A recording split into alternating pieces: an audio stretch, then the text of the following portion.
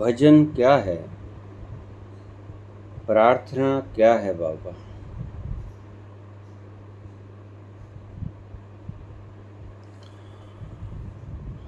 आप सबके ऊपर बोले, भजन के ऊपर नहीं बोले, कीर्तन के ऊपर नहीं बोले, प्रार्थना के ऊपर नहीं बोले। बोला, आपको समझ नहीं आया। जो आप करते हो वो भजन नहीं, प्रार्थना भी नहीं, कीर्तन भी नहीं।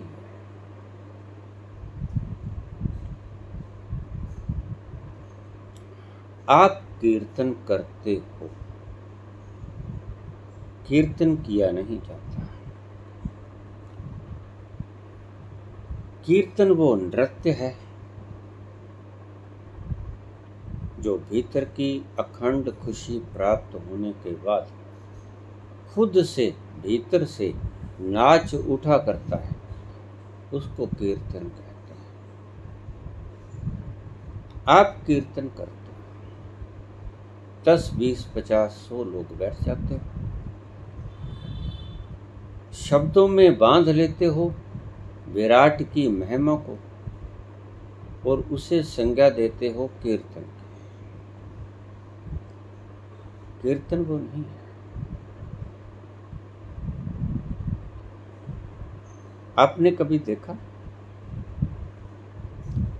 कि जिस दिन आप खुश होते हो, बहुत खुश होते हो, उस दिन आपके भीतर से गीत निकलते हैं।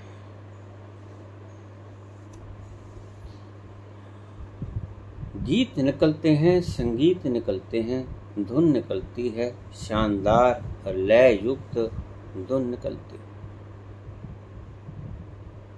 ये आप खुद निकालते हो। जो खुद से भीतर से निकल जाए वो कीर्तन, और आप कीर्तन को करते हैं। आपने सभी ईश्वरीय दत्त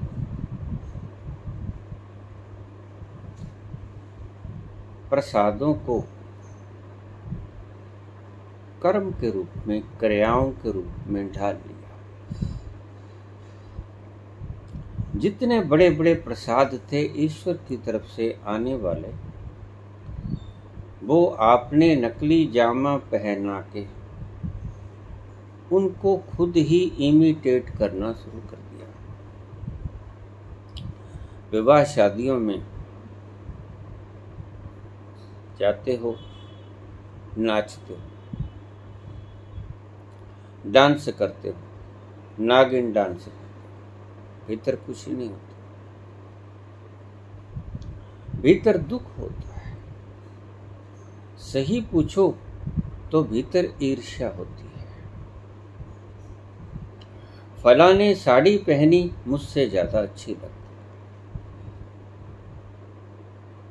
फला का मेकअप, जूड़ा, बाल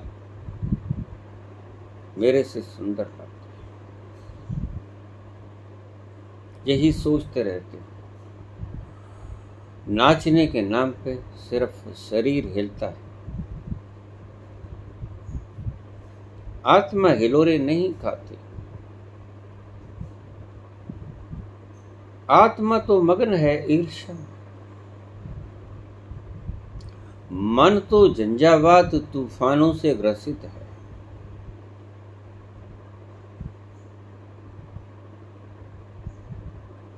तुम गुनगुना न पाओगे, तुम नाच न पाओगे। ये नाच जो तुम करते हो ये तुम्हारा बनाया हुआ है। तुम तो प्रेम भी करने लगे। दो व्यक्तियों को, अनजाने व्यक्तियों को तुम मिला देते हो और फिर उनसे कहते हो प्रेम करो। प्रेम नहीं होता, इकट्ठे रहने से सामंजस्य होता है।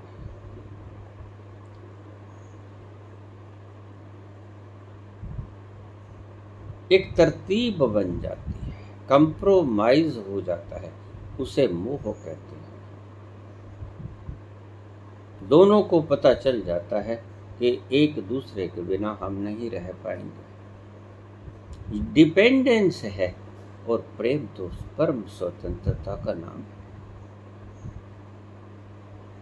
प्रेम में तो पंख लगते हैं, प्रेम में तो उन्मुक्त आकाश में उड़ान भरी जाती है। और आप प्रेम के नाम पर विवाह की बेड़ियां, बंधनों की बेड़ियां, और ना जाने कितनी अज्ञात बेड़ियां जो विवाह से पहले नहीं थी, आप विवाह के बंधन में सीधे बड़ा सुंदर नाम दिया है। कम से कम इन्होंने बेईमानी नहीं की, विवाह बंधन में बंधने जा रहे हैं।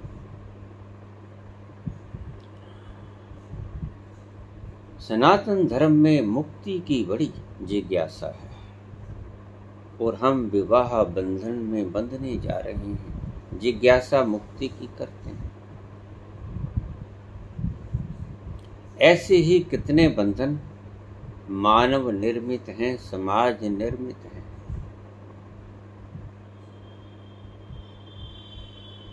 एक दूसरे के देखा देखी हम ये बंधन खुद पैदा करते हैं। कीर्तन भजन करना नहीं आता, भजन भीतर से आता है। आप नहीं जानते, एक तल है जहां हर वक्त उसका भजन हो रहा है, उसका कीर्तन हो रहा है, उसकी प्रार्थना हो रही है, उसका गुणगान हो रहा है, उसकी सलाह हो रही है, सलाघा हो रही है, उसके अस्तित्व का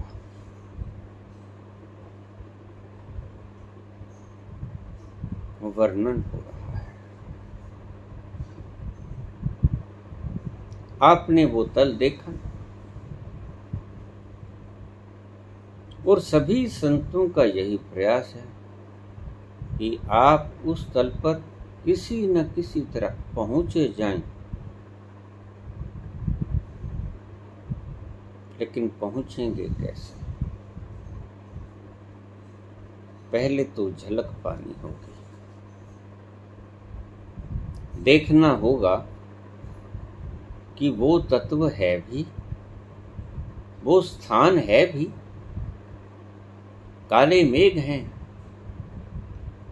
काली रात है, महा अंधकार है, हाथ को हाथ दिखाई नहीं पड़ता, सूझता कुछ नहीं।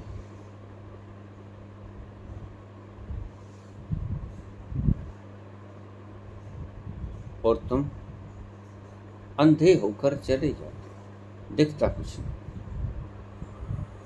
न कोई साथी है तुम्हारे, साथी न कोई मंजिल,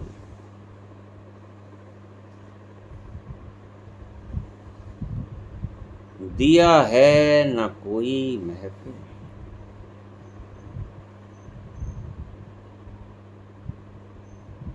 लेके चला मुझे ऐ दिल, न जानी कहाँ, पता नहीं तुम्हें। अंधकार इतना गहरा है, एक हाथ पे नजर नहीं आता,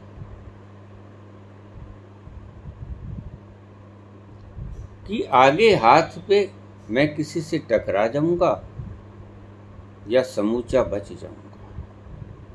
घनघोर काली घटा, घनघोर काली रात, चंद्रमा का नामो निशान नहीं, ऊपर से मेघ की काली घटा। लेकिन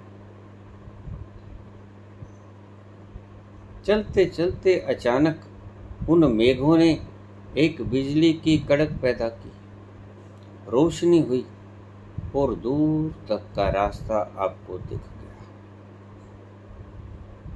बस यही है सतोरी की झलक। जैसे ही बिजली कड़की, उसने रोशनी फैलाई, आपको दूर का रास्ता दिखा और आपको ये विश्वास हुआ कि हाँ, आगे रास्ता है, आगे रास्ता बंद नहीं है, आगे रास्ता खुला हुआ है। दूर तक आपने देख लिया अपनी नग्न आंखों से। इसे मैं कहता हूं श्रद्धा। तुम विश्वास करते हो, मैं बात श्रद्धा की करता हूं। मैं कहता हूं विश्वास मत करो, श्रद्धा की एक झलक देखो।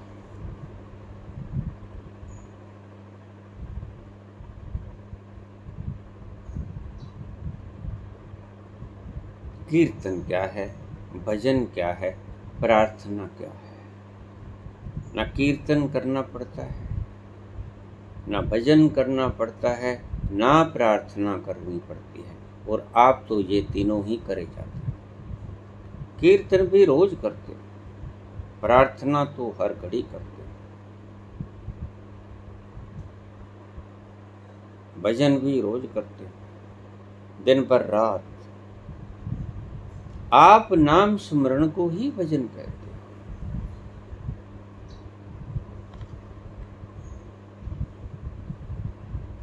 नाम स्मरण भजन नहीं।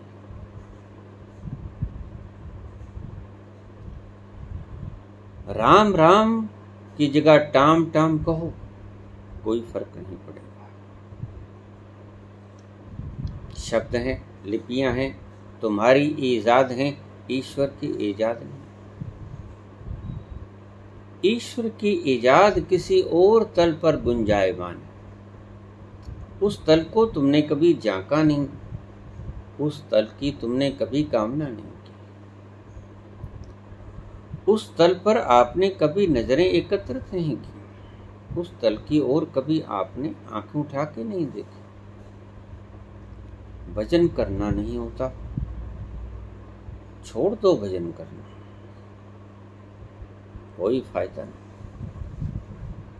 भजन करो कि गाली निकालो समान।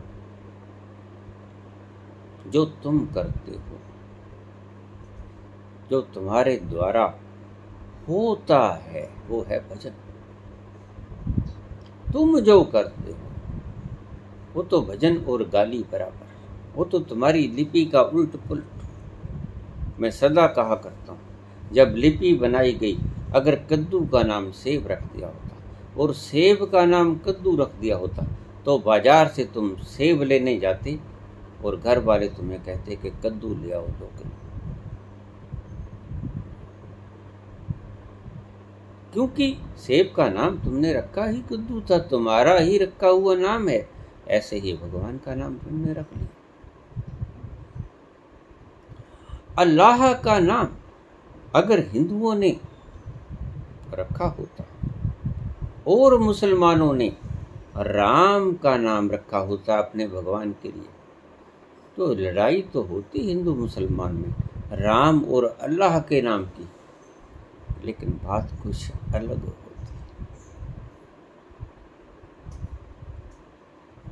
हिंदू कहता कि उसका नाम अल्लाह, मुसलमान कहता कि नहीं, उसका नाम राम। झगड़ा फिर भी होता, क्योंकि तुम्हारी वृत्ति झगड़ा करने की।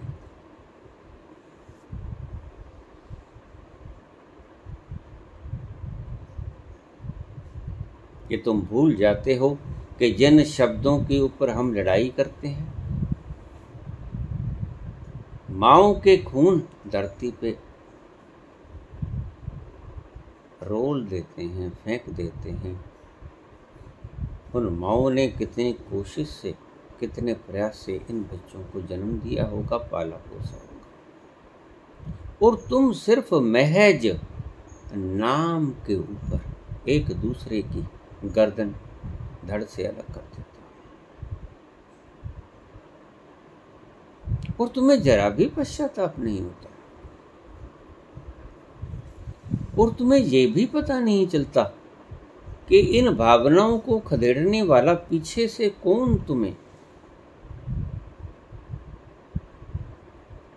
उत्तेजित कर रहा है, कौन तुम्हें मरने के लिए प्रेरित कर रहा है।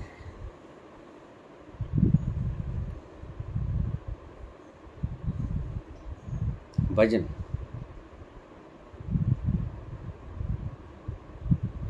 भीतर से उठता है। जैसे जिस दिन खुशी होती है, भीतर से गुनगुनाते हो तुम, वो ही भजन है। जब आत्मा का रोआं रोआं गाने लग जाए, जैसे नानक गाती, नानक बोलते नहीं, नानक उस प्रभु की महिमा को गाते हैं। बुद्ध बोलते हैं, नानक गाते हैं।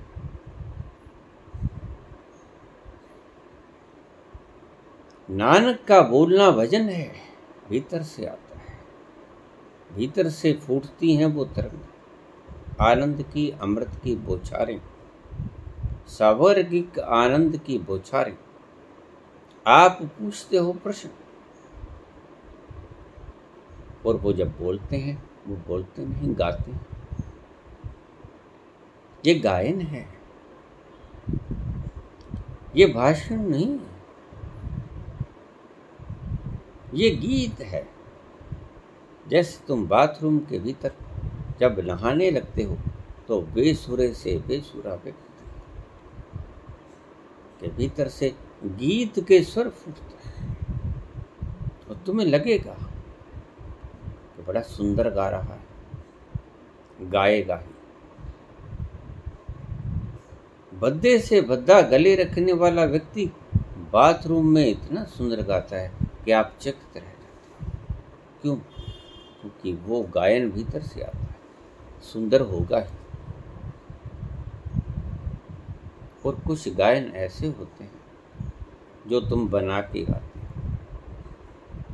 कोई फिल्म, कोई नाटक जिसके लिए तुम गायन बनाते हो, खुद से संगीत कंपोज करते हो और विधिवत उसको हारमोनियम के सुरों पे डालते हो, और फिर वो गीत गाते हो।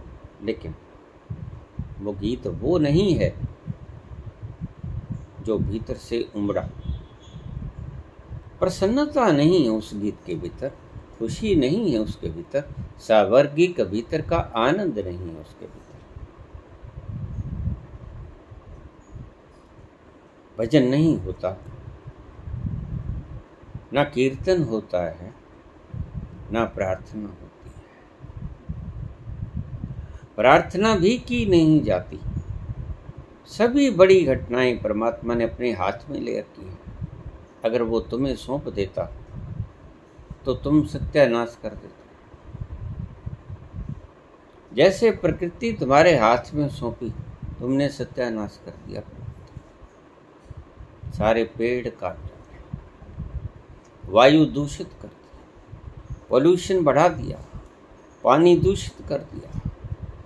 जो उसने तत्व बनाए थे विशुद्ध, वो तुमने परम दूषित कर दिए। इसलिए बड़ी चीज परमात्मा ने अपने हाथ में रखी। परमात्मा तुम्हें कभी भी दिल धड़काने की आज्ञा नहीं देता। दिल का धड़कना परमात्मा ने अपने हाथ में रखा। न जाने तुम कभी भूल जाओ। स्नेहवश, करुणावश, कृपावश तुम भूल ही जाते। रात्रि सोते वक्त दिल को धड़काने की फिक्र करते या सोते आराम करते। श्वास के बिना कुछ मिनट भी जीवित नहीं रह सकते। बड़ी क्रिया है। श्वास उसने अपने हाथ में रखी। तुम्हें श्वास लेने की आवश्यकता नहीं। सारी उम्र भी श्वास ना लो तो श्वास सहज आएगा, उसकी प्रकृति के कानूनों के मुताबिक। दिल धड़केगा, भोजन पचेगा, सभी शरीर की क्रियाएं स्वतः होंगी। इसी तरह बाहर की घटनाएं, इनको आपने रोक लिया, जो आप खुद करने लगे, जिसके आप कर्ता बन गए, इसलिए तो दुखी हो। तुम प्रार्थना कर रहे हो, तुम्हारी प्रार्थना सुनी नहीं जाती, लेकिन प्रार्थना करने की वृत्ति थोड़े है। परमात्मा से प्रार्थना हो जाए, जब भीतर से निकले प्रार्थना, आप देखना दो तरह की प्रार्थना होती है। कई बार भीतर से आती है प्रार्थना,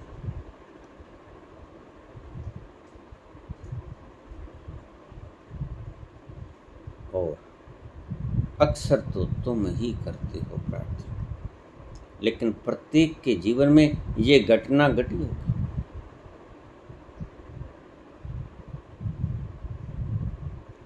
प्रार्थना जब भीतर से उठे,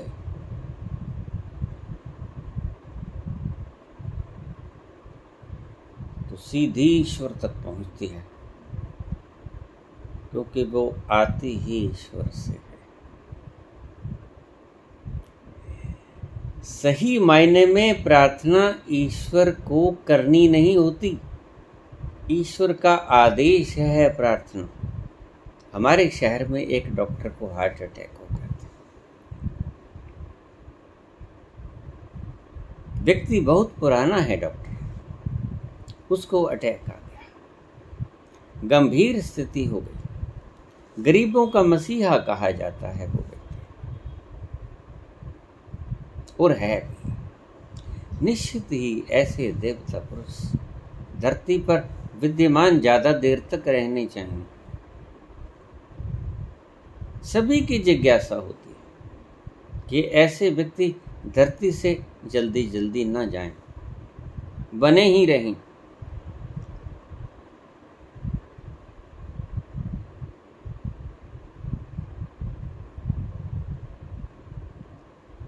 गरीबों का मसीहा, जब लोगों को पता चला कि ऐसे हमारे डॉक्टर को अटैक आया, सिंसियर अटैक आया, सीरियस अटैक आया, और बचने की संभावना कम, तो लोग सारी रात जागे। मैंने देखे, प्रार्थना उनके हृदय से उतरी, भीतर से आया तूफान प्रार्थना का कि ईश्वर, ये डॉक्टर नहीं मरेगा, हम मर जाएंगे। गरीब व्यक्ति, हम कहाँ जाएंगे?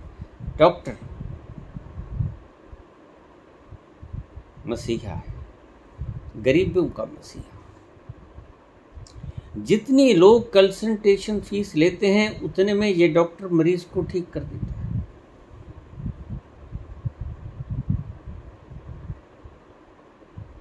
खासियत इसकी, करुणा इस व्यक्ति की। मैंने खुद देखे लोग, प्रार्थना भीतर से उठी और किसी को पता भी ना चला। सारी रात प्रार्थना निकलती रही कि हे ईश्वर, गरीब मारे जाएंगे, ये ना मरे, इसको मत मारो, इसको जीवन और दो। और वह डॉक्टर आश्चर्यचकित रूप से बच गया।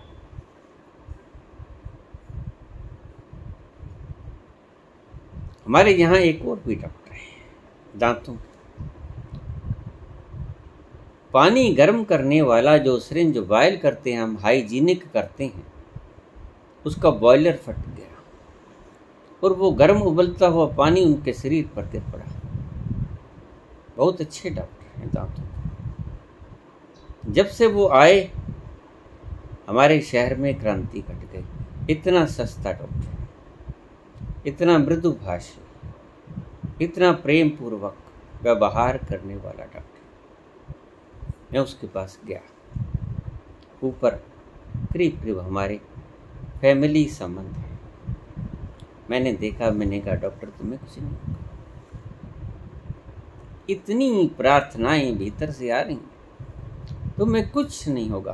और वो डॉक्टर बिल्कुल ठीक हो गया। 1-2 दिन में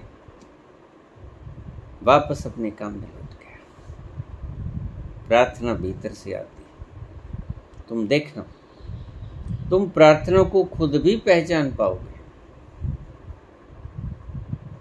जो प्रार्थना गले से ऊपर ऊपर आए वो समझ जाओगे कि ये प्रार्थना तुमने की है।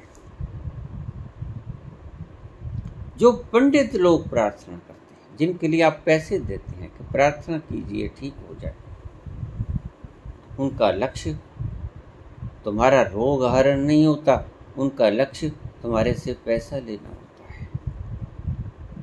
सही प्रार्थना करने वाला व्यक्ति तुमसे पैसा नहीं मांगेगा, तुम दे दो, बात अलग है। तुम्हारे प्राण इतने खुश हो जाएं कि तुम उसे कुछ दक्षिणा स्वरूप भेंट कर दो, बात अलग है। मांग के लेना एक हिंसा है। फीस को तय करना एक हिंसा है। मैंने अपनी जिंदगी में बहुत केस ऐसे देखे जहां से प्रार्थना उठी और वो लोग बच गए।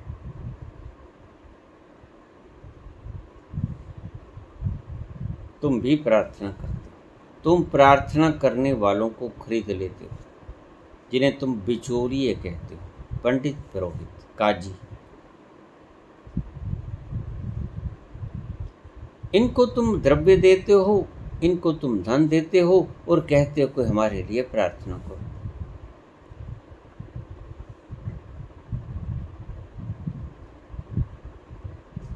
प्रार्थना नहीं होती। इनका लक्ष्य प्रार्थना करना है ही नहीं, इनके भीतर से प्रार्थना आएगी ही नहीं। प्रार्थना आती है बुद्ध के भीतर से, जिसे हम करुणा कहते हैं। बुद्ध चाहते हैं कि तुम उस चरम आनंद को पियो, तुम झूमो, तुम नाचो। ये डांस तुम्हारे नागिन की तरह नहीं होनी चाहिए, व्यवस्थित। अव्यवस्थित नाच आना चाहिए, भीतर से नृत्य आए। सभी नृत्यांगनाएं फेल हो जाएंगी उस नृत्य के आगे। उसकी खुशबू ही ऐसी होगी, तुम्हारे इत्रों को मात दे देगी। कीर्तन, सत्संग। अब जहां सत्य होगा उसके पास बैठने से ही तो सत्संग होगा।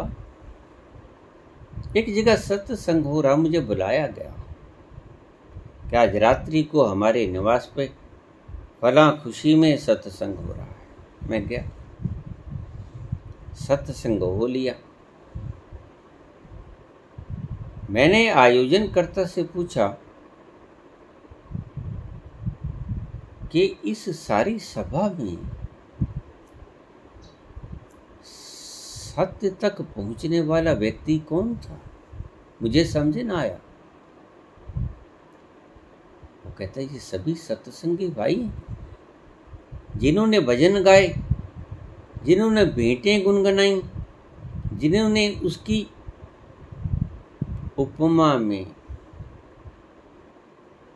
भेंट किए शब्द फूल, ये सत्संगी थे। मैंने कहा बकवास करते, ये सत्संग है ही।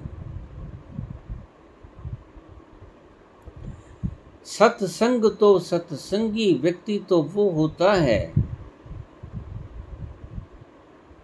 जिसके भीतर से भजन फूटता है, जिसके भीतर से तूफान आता, जिसके भीतर से भावावेश आता है। नृत्य करना नहीं पड़ता, तुम तो नाचते। मैंने देखा लोग नाचते हैं और व्यवस्थित जब नाचते हैं तो मुझे समझ आ जाती, क्योंकि परमात्मा के नाच के भीतर व्यवस्था नहीं होगी। हाथ कैसे करना, अंगुली कैसे करनी, आंखों का इशारा कैसे, मुख के ऊपर भाव कैसे, सब आयोजन है, भीतर से नहीं आता। और तुम इन आयोजनकर्ताओं को सत्य में नृत्यंगनाएं मान लेते हो। ये किसी से गुरु से सीखी हुई नृत्यंगनाएं हैं, और जो सही नृत्य आता है वो किसी गुरु से नहीं सीखता। वो भीतर के गुरु से उत्पन्न होता है। भीतर के गुरु का प्रसाद है नृत्य, भीतर के गुरु का प्रसाद है प्रार्थना, भीतर के गुरु का प्रसाद है सत्संग और भजन। जब वो कृपा करता है तो भजन फूटता है, सत्संग होता है, प्रार्थना उफनती है, कीर्तन होता है, नृत्य आता है, तुम झूमते हो, नाचते हो, गाते हो। खुशी के क्षणों में देखना, आपके भीतर से जो गायन फूटेगा, जो भजन फूटेगा, जो गाना फूटेगा, उसकी शांति बड़ी गहरी होगी, असीम शांति प्रदान करेगा वो। लेकिन व्यवस्थित गाना जब तुम गाओगे उसमें कुछ नहीं, वो सब गाना अगर तुम्हारे गायन से, अगर तुम्हारे भजन से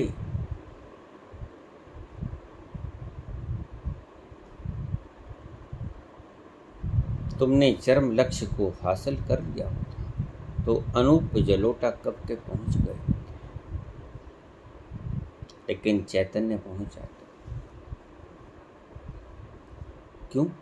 क्योंकि चैतन्य पहले नाचते नहीं। खुशी का स्वर झलकता है तो नाच आता है भीतर से। जैसे तुम्हें कोई खुशी की खबर सुना दे और तुम उस खुशी के कारण नाचो, या किसी शादी में जाके नाचो, तो बुनियादी फर्क होगा कि नहीं?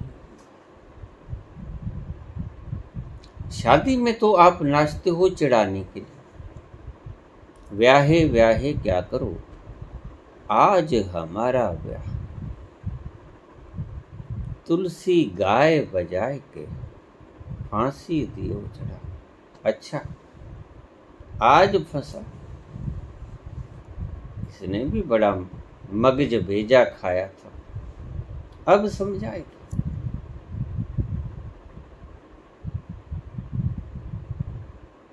शादी से पहले जो तुम अकड़ के चलते हो, अकड़ सब धूल दूसरे हो जाती।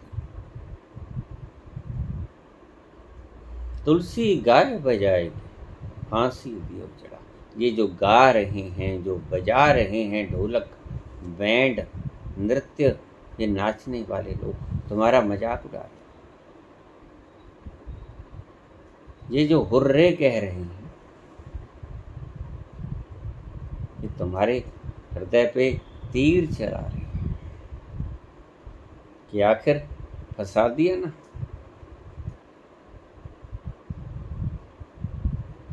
और तुम मन मसोस के घोड़ी पे बैठते रहे, और ये नागिन डांस सूझते हैं इनको।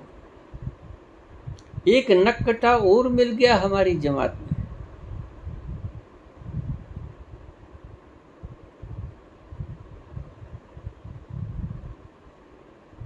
बड़ी खुशी होती है इन्हें, नाचते हैं, लेकिन वो नाचना चिढ़ाने से आता है। तुमको चिढ़ाते हैं, अब ले लो मजा, अब देखेंगे कहाँ गया तुम्हारा तर्क।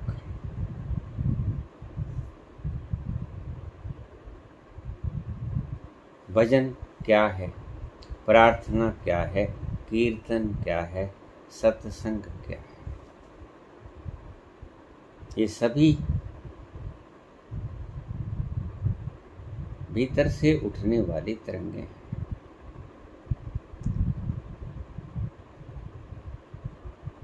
ईश्वर से उपजने वाली तरंगों का नाम है कीर्तन। जब तुम उस तल को छू लेते हो, जाने अनजाने, जब तुम उस तल को छू लेते हो, भीतर से एक प्राणों को छू कर जो लहर उठती है, वो है कीर्तन। और जब तुम उसके पास थोड़ा सा बैठ के आ जाते हो, वो है सत्संग। और जब भीतर से किसी के प्रति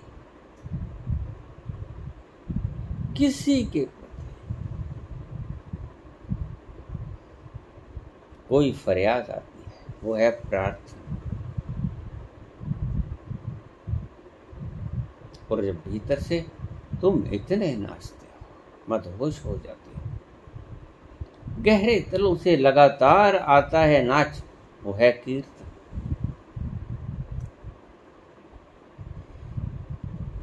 तुम आज कीर्तन भी कर रहे हो, जबकि कीर्तन तुम कर नहीं सकते। ये तो ऐसा है जैसे तुम कहो कि मेरे दिल को मैं धड़का रहा हूं। ये तो ऐसा है जैसे तुम कहो कि मेरे श्वास को मैं ले रहा हूं। दिन में व्यवस्थित कर लोगे, प्राणायाम कर लोगे, घटा लोगे इसकी मात्राओं को। मैंने बहुत मूर्ख देखा। आमतौर से एक स्वस्थ व्यक्ति के 1 मिनट में 15-16 श्वास आते हैं, साधारणतया प्राकृतिक रूप से 1 मिनट। दिल धड़कता है 72 बार आमतौर से। प्रकृति प्रदत्त। लेकिन लोग व्यवस्थित कर रहे हैं, सांस ले रहे हैं, रोक रहे हैं, कुंभक रेचन पूर्व।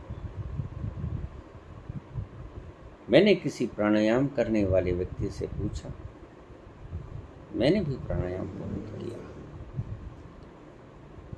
मैं सब ये कर करके बोल रहा हूं आपको, मेरा खुद का अनुभव है।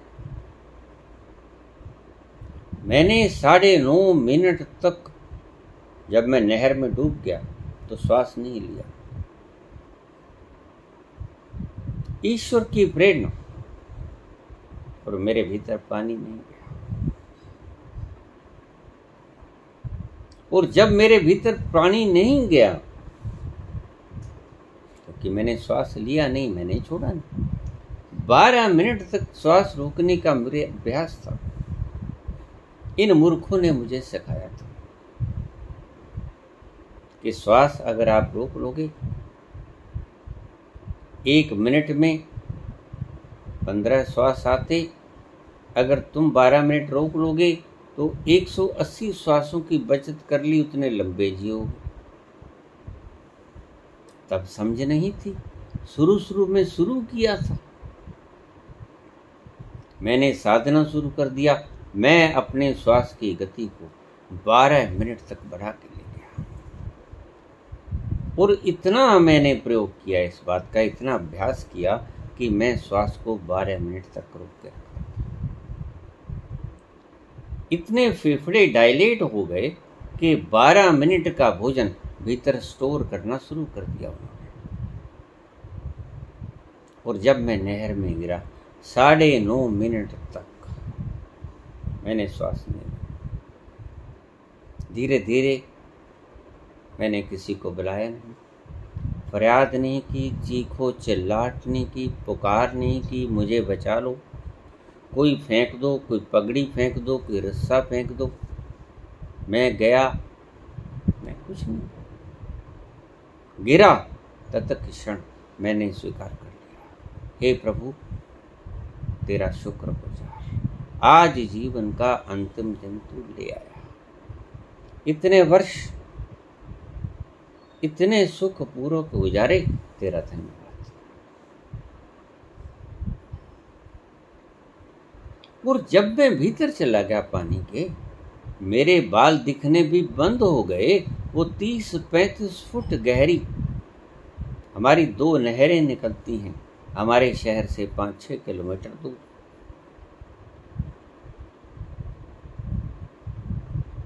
हवन की सामग्री बची हुई फेंकने गया था। क्या हुआ? गिर पड़ा। उल्टे सीधे मुझे कुछ पता नहीं। जब गिरता है आदमी तो पता थोड़े चलता है। वो जब गिर गया तो गिरते ही स्वीकार कर लिया, अच्छा इसीलिए लेके आया था। आज आखिरी तेरा धन्यवाद। 9.5 मिनट तक मेरे पास मेरा पुत्र, मेरे चैनल कंट्रोलर, 3 व्यक्ति खड़े और जनता सारी इकट्ठी। किसी के पास कुछ नहीं। एक पुलिस वाला पास खड़ा, उसकी पगड़ी मांगी गई कि पगड़ी दे दो, हम फेंक देते हैं, यह व्यक्ति निकल आएगा। उस पुलिस मैन ने पगड़ी देने से इनकार कर दिया। पगड़ी की कीमत आदमी की जिंदगी से ज्यादा। मैंने बहुत से सरदार देखे जो अपनी पगड़ी को उतार कर लोगों की जान बचाई नहर में से। मैंने बहुत व्यक्ति ऐसे देखे, लेकिन उस पुलिस वाले की पगड़ी मेरी जान से ज़्यादा कीमती थी। उसने इनकार।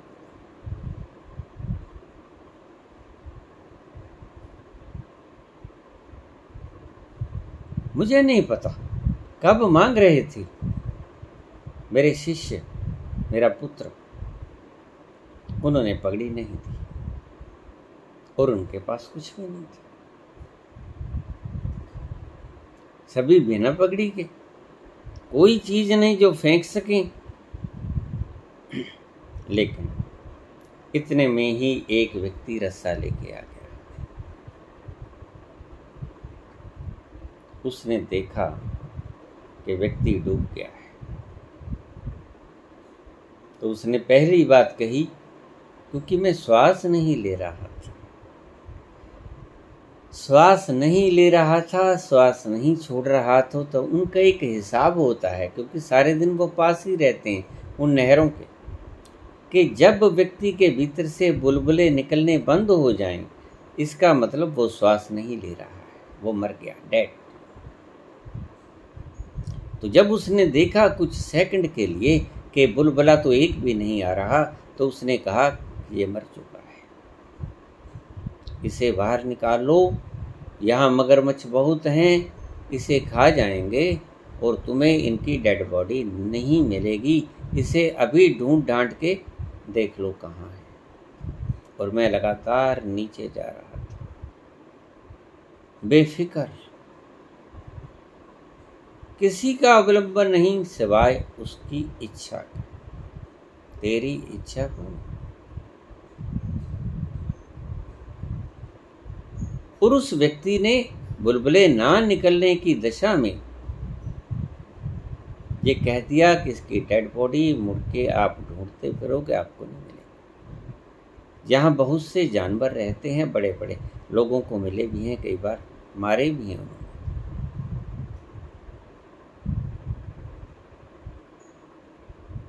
और तब उनकी आत्मा कंपी, और ऐसे ही वो व्यक्ति पहुंच गया। एक व्यक्ति ने थोड़े से लंबे कद का, हाथ लंबे थे, उसकी ड्यूटी लगाई कि हम पकड़ते हैं, आपको अच्छी तरह से कस लो हाथों को, अपनी सुरक्षा कर लो और हाथ पांव मारो। अगर हाथ पांव कोई आ जाए बाबा जी का, तो इसे निकाल। अब डेड है, करीब करीब रोने की अवस्था में सभी। हतप्रभ दृश्य, लोग बहुत इकट्ठे हुए हैं। और जैसे ही उस व्यक्ति ने हाथ मारा, मेरा हाथ उसके हाथ में आ गया। अभी ज्यादा गहरा नहीं गया था, बस बिल्कुल मोमेंटरीली फर्क था, कुछ क्षणों का। अभी भीतर धीरे धीरे पानी में व्यक्ति भीतर धीरे धीरे जाता है। जब हाथ हाथ में आ गया तो उसने खींच लिया। उसका हाथ पकड़े है, पूरी सुरक्षा की व्यवस्था है। उसने कहा कि मेरा हाथ बाबा जी के हाथ में फंस गया, आप थोड़ा सा निकालो, मुझे खींचो, नहीं तो मैं भी गया। बाबा भी गए।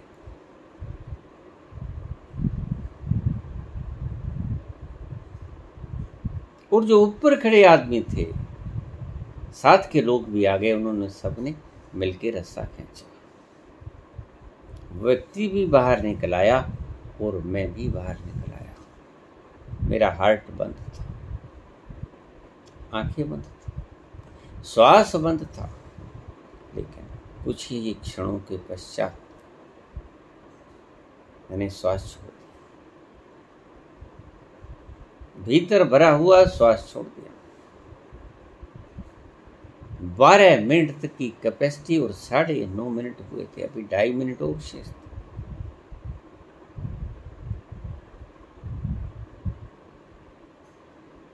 बाहर आया, उन्होंने लिटा दिया मुझे। मेरे भीतर पानी नहीं गया था, क्योंकि अगर मैं सांस लूंगा तभी तो पानी भीतर जाएगा और हवा बाहर आएगी तो बुलबुले के रूप में बाहर निकलेगी। और उन बुलबुलों को ना आते देखकर उस जाते हुए व्यक्ति ने कहा कि ही इज डेड, निकाल लो, नहीं तो इनकी लाश नहीं मिलेगी। जैसे ही मुझे लेटाया गया, मैंने आंखें खोली। सभी हाथ पर रह गए, दंग, हाथ उठा के ईश्वर का शुक्रगुजार किया।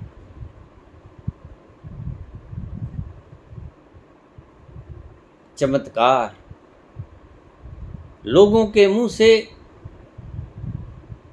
अकस्मात निकला कि हे प्रभु, आज तो बड़ा चमत्कार हुआ, तू वाकई है, जाको राखे साइया, मार सके ना कोई, बाल न बांका कर सके, जो जग वैरी हो।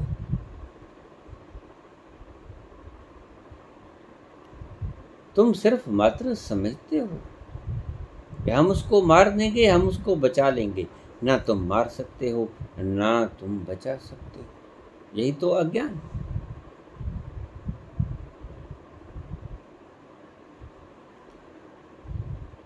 निमित्त बन सकते हो, और वो भी बनते नहीं, निमित्त भी परमात्मा बनाया करता है, उसकी कृपा। लेकिन हम कर्ता बन जाते हैं, सारा श्रेय खुद लेते हैं, और जब कोई गलती हो जाती है सारा दोष दूसरे पे मढ़ देते हैं। जब कोई अच्छा काम होता है तो हम उसका श्रेय सारा अपने पे ले लेते हैं। जब कोई बुरा काम होता है तो हम उसका सारा दोष दूसरे पे मढ़ देते हैं।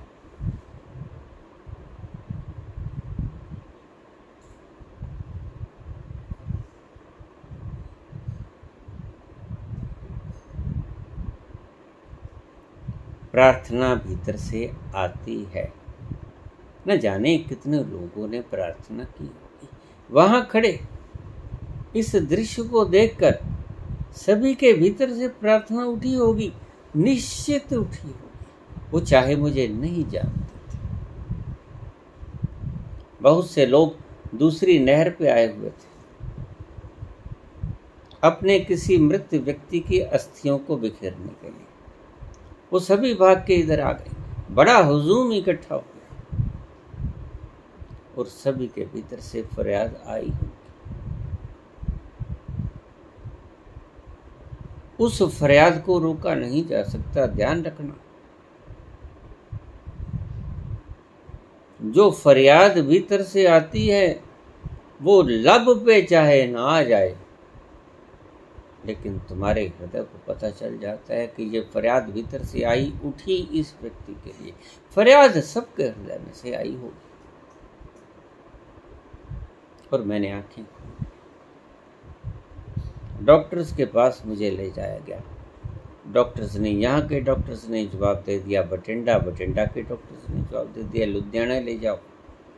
एक डॉक्टर ने वहाँ ये कह के दाखिल कर लिया कि शायद बचेगा नहीं। पानी से बच गया, नमूनिया से नहीं बचेगा, क्योंकि वो दिन था 8 जनवरी 2016।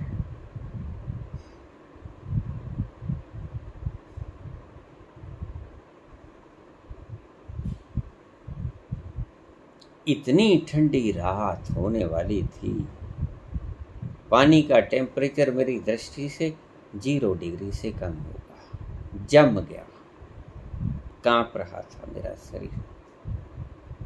मैं निहारे जा रहा था लगातार। मुझे ले जाया गया। कभी मेरा ब्रेन होश खा जाता, कभी ना खाता, कभी जाग आ जाती, कभी ना। ऐसी उधेड़बुन में मुझे बठिंडा ले जाया गया, दाखिल कर लिया गया।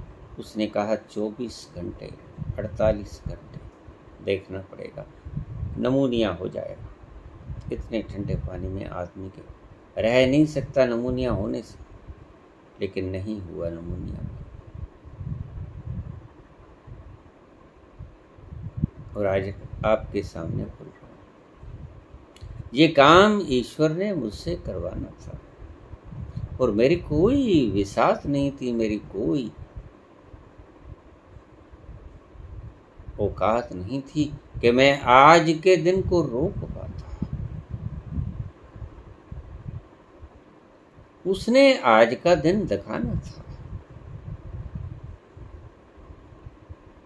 प्रार्थना भीतर से उमड़ती है, और बिना पैसे के उमड़ती है, और बिना लालच के उमड़ती है। देखिए, और जो व्यक्ति प्रार्थना करके या पुण्य करके उसका कर्ता बनने का कर्म करता है, उसे पुण्य का फल नहीं मिलता, बल्कि पाप का फल मिलता है। क्योंकि किया ईश्वर ने, ईश्वर नाराज हो जाता है उस व्यक्ति से कि किया तो मैंने, कर्ता का भरम तू पाल रहा है।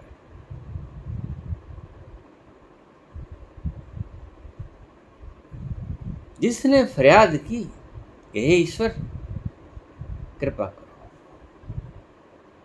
भीतर से आई। कीर्तन भी भीतर से आता है। नाचते हो, उस खुशी में लहरा जाती है तुम ही नहीं, सारा विश्व नाचता है। जब संबोधि की घटना घटती है किसी व्यक्ति को, जब कोई व्यक्ति अपने भीतर के अंतस्थल में प्रवेश करता है, उस अमृत कुंड में छलांग लगाता है, तो तुम ही नहीं नाचते, सारा अस्तित्व नाचता है, बेपरवाह होके नाचता है, मगन होके नाचता है, लीन होके नाचता है, बहुत खुशी मनाता है, झंकृत होता है सारा वातावरण। इतनी खुशी मनाई जाती है कि आज फिर एक व्यक्ति लौट के अपने घर आया। उसको कहते हैं कीर्तन। तुम्हें कोई खुशी भी नहीं होती, फिर भी तुम कीर्तन करते हो। ये कीर्तन करने जैसी चीज नहीं होती, ये प्रार्थना भी करने जैसी चीज नहीं होती। जैसे मेरे डूबते हुए व्यक्ति को, जो मुझे जानता भी नहीं था, उसने भी हाथ ऊपर उठा लिया। ऐसे ही जब भीतर जाएगा कोई व्यक्ति, तो उस खुशी की फुहार से नाचेगा, वो कीर्तन होगा, वो सत्संग होगा। क्योंकि सत्य का समीप आज आया, ऐसी शुभ घड़ी आई, ऐसा मुहूर्त आया कि आज सत्य का संयोग हुआ। और सत्य एक ही है, आद सच जुगाद सच, दो नहीं हुए, सत्य कभी दो नहीं हुए। और वो सतलोक बाहर नहीं, वो सतलोक आपके भीतर है, सचखंड आपके भीतर है। आद सच जुगाद सच है भी सच, नानक हुसी भी सच। वो सदा सच रहेगा, पहले भी सदा से सच रहा है, आज भी सच है, जुगाद से सच है, युगों युगों से सच है, कभी असत्य नहीं होगा, सदा से सत्य है रहेगा। उस सत्य के भीतर आप लीन हो गए, उसे कहते हैं सत्संग।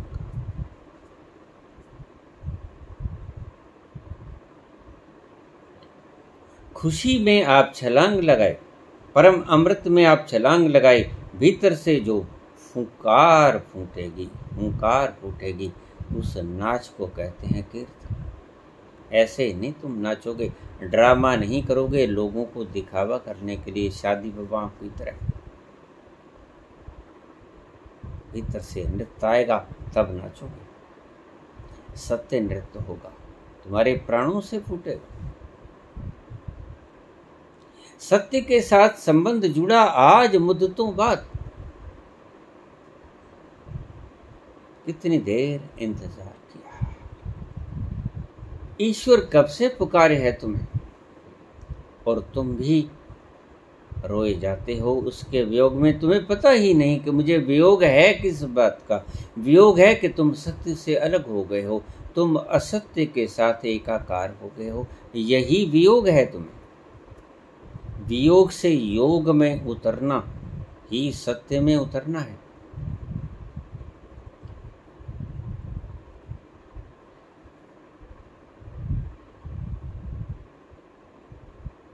आज मिलने की खुशी में सिर्फ मैं जागा नहीं, तेरी आंखों से भी लगता है कि तू सोया न था।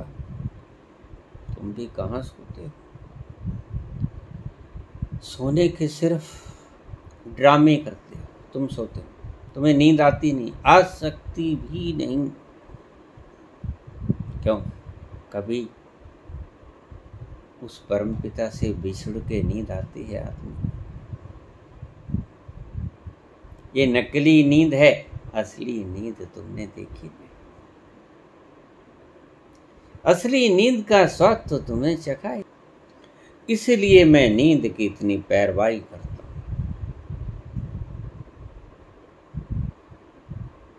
मुझे पता है कि तुमने तो अभी नींद यहां की ही नहीं चखी, उस परम नींद को तुम कैसे चख पाओगे। यहाँ की नींद का मजा तो पूरा ले लो। सारी रात तुम उधेड़ बुन में रहते हो। कभी कोई बच्चा 22 घंटे सोता है, वो सही नींद होती है। बच्चे को सोते हुए कभी देखो, बिल्कुल सब बेच बूझ के सोया, बड़ा प्यारा लगता। उसके पास कुछ है ही नहीं बेचने, बेफिक्र, कोई मलकियत नहीं, किसके ऊपर दावा नहीं, और बड़े मजे से सो जा रहा है, कोई फिक्र नहीं। इसलिए मैं नींद की इतनी वकालत करता हूं। तुमने अभी यहाँ की नींद का ही स्वाद नहीं चखा, वहां की नींद का स्वाद कैसे चखोगे। वो भी एक नींद है, मदहोशी की आधी नींद और होश की आधी नींद, जहाँ तुम सोए भी होते हो और जहाँ तुम जागे भी होते हो। क्या नाम दूं तुम्हें उस अवस्था का, इसलिए मदहोशी। मद भी है, शराब का नशा भी है, और होश भी पूरी है। जागा ऐसे कि जैसे कभी सोया न था, और तुम सोते भी कभी नहीं। तुम्हारा आंतरिक तत्व कभी सोता नहीं, और सोया ऐसे जैसे इससे पहले कभी सोया न था। मद होशी, इतनी चढ़ी वो शराब।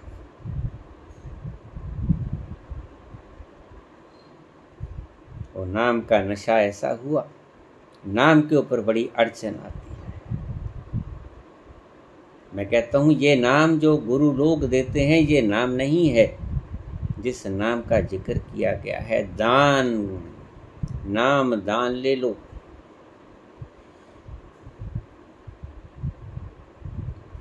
नाम खुमारी नानका, नाम क्या? जो खुमारी दे दे तुम्हें वो नाम। इन 5 नामों की जगह तुम कोई और 5 नाम देते, कोई बात नहीं, लेकिन जब तक खुमारी ना चढ़ेगी, सच्चा नाम तो खुमारी है। उसकी पहचान है सच्चे नाम की। शब्दों से भी हीन तुम शब्दों से युक्त लिपियों का इस्तेमाल करके शब्द और सुरती का मिलान करना सिखाते हो, लेकिन वो शब्दातीत के पहुंचने के लिए शब्द कैसे काम कर सकते हैं? भला समुद्रों को पार करने के लिए कागजों की नाव काम करती है? कागजों की नाव में बैठ पाओगे? कागजों की नाव में इतने विशाल समुद्र की उथल पुथल को लांघ पाओगे? ये कागजों की नाव है, तुम्हारी खुद की बनाई हुई कागजों की नाव, तुम्हारी खुद की बनाई हुई लिपियों की नाव। जो भी आप 5 नाम दो के 1000 नाम दो, कोई फर्क नहीं पड़ता। ये तुम्हारे बनाए हुए शब्द हैं। अखरा नालों वक्खर जीड़ा, वही शब्द कहावे। शब्द कौन सा? इसमें अक्षर नहीं, तुम्हारी लिपियों के अक्षर नहीं है वो शब्द। और शब्द बोले नहीं जाते, तुम बोलते हो जब करते हो, भीतर से प्रकट होते हैं, सदा गुंजायमान हो। जैसे आपने सन्नाटा देखा, रात्रि में भी होता है, दिन में भी होता है। आप एकांत में जाना, आपको सन्नाटे की आवाज 24 घंटे सुनेगी। ऐसे ही भीतर भी एक नाम का गुंजार होता है, वो है नाम। उसका दान जब गुरु आपको देता है,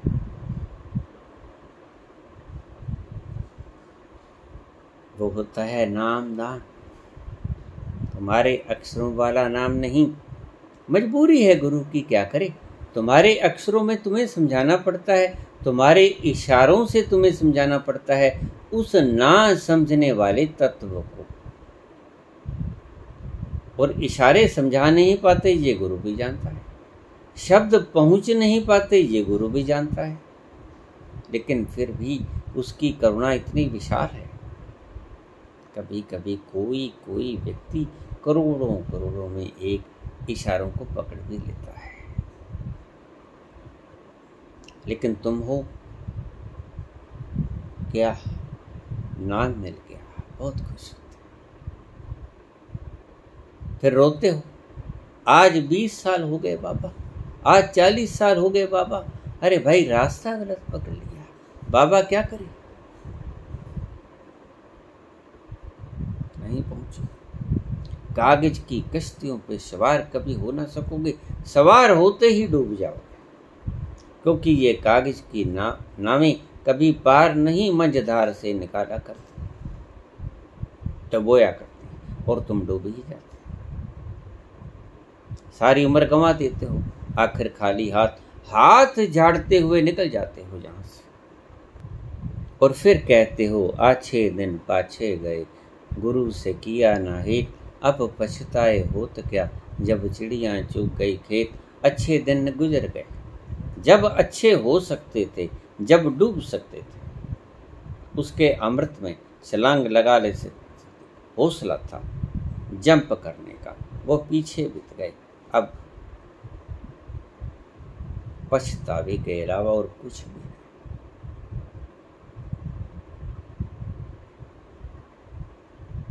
इसका कारण सिर्फ बहकाने वाले वो लोग हैं जो खुद के अनुभव के बिना आपको दीक्षित किए जाते हैं, जिन्होंने कभी झलक भी नहीं देखी स्टोरी की, जिन्होंने शास्त्रों से, गुरुओं से सुना और आपको ब्रॉडकास्ट कर दिया। दे आर ओनली माइक्स, वो सिर्फ माइक हैं। पुराने गुरुओं के, जिन्होंने कभी जाना हो ना जाना हो, उनके माइक। इसलिए इतनी ऊहापोह है धर्म के क्षेत्र में आज। कोई कबीर की बात करता है, मुझसे कबीर के दोहे आ जाती हैं, उनके अर्थ पूछे जाते हैं। मैं कहता हूँ कबीर से पूछो, नानक से पूछो, बुद्ध से पूछो, महावीर से पूछो, बुद्ध के शिष्यों से मत पूछो, महावीर के शिष्यों से मत पूछो, नानक कबीर के शिष्यों से मत पूछो। क्योंकि जो अनुभव कबीर को हुआ, कबीर का शिष्य कैसे बता पाएगा? जरा ख्याल करो। इतना विशाल विराट अनुभव, परम प्रगाढ़ चेतना और खुशबू महक से युक्त, नृत्य से युक्त, खुशी से भीगा हुआ कबीर का शिष्य तो अंदाजा भी ना लगा सकेगा। वो तो और ही बात करेगा, वो तो सतलोक की बात करेगा, जो है तो भीतर, बताएगा बाहर। इसलिए जो सच्चा गुरु होता है वो कहता है जब मैं चला जाऊं शरीर से बाहर, तो फिर शरीरधारी गुरु को खोज लेना, मुझे छोड़ देना, बस मैं तुम्हारे काम का नहीं रहा।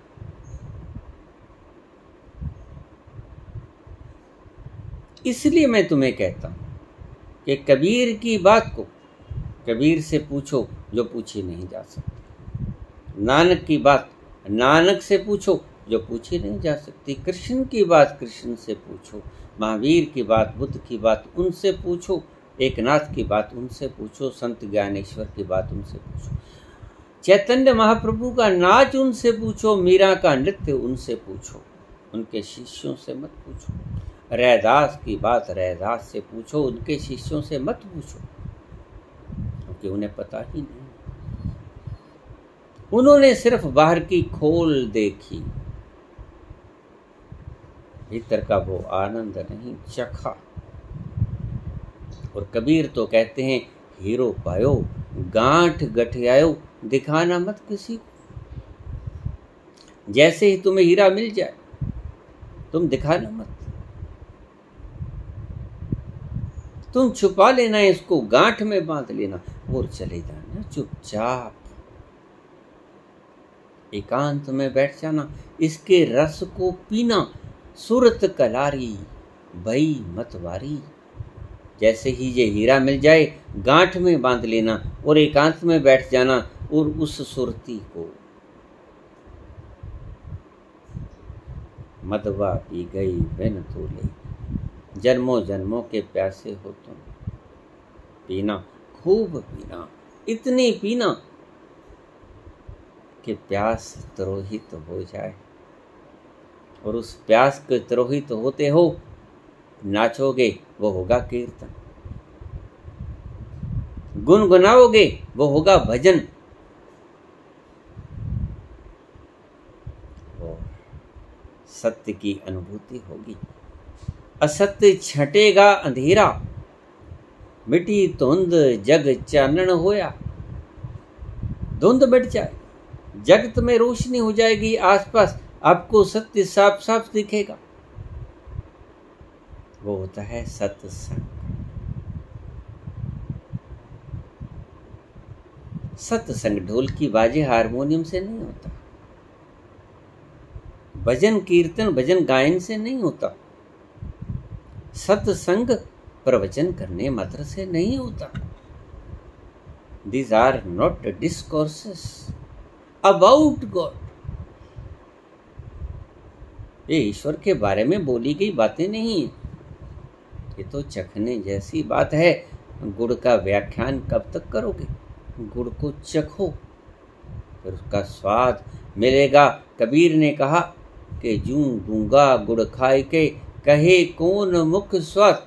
स्वाद तो नहीं कहा जा सकता, निश्चित ही बहुत प्यारा है, बहुत आनंददायक है, कहा नहीं जा सकता, लेकिन इशारा, थोड़ा सा इशारा हो सकता है। शायद तुम्हें कोई उससे झलक मिल जाए दूर किसी पोल स्टार की। सत्संग क्या है, भजन क्या है, प्रार्थना क्या है, कीर्तन क्या है? आपने पूछा। जो तुम ना कर सको, जो तुम्हारे करने से ना हो पाए, वह भजन, वह कीर्तन, वह सत्संग, वह प्रार्थना। जो तुम्हारे करने से ना हो, जो तुम्हारे करने के बिना भीतर से फूटे, आनंद लहरी के कारण फूटे, वो सत्संग, वो कीर्तन, वो भजन, वो सुमरण,